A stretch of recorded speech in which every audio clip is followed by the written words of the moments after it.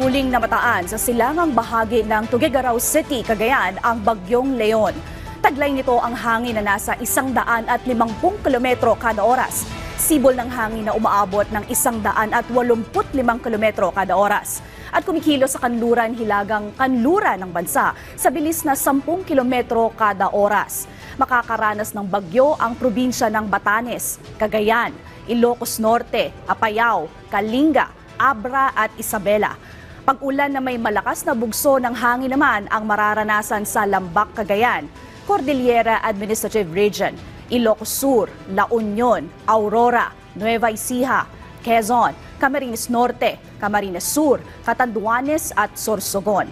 Samantala, ang Metro Manila, Visayas at natitirang bahagi ng Luzon ay magkakaroon ng maulap na kalangitan na may pabugso-bugsong pag-ulan.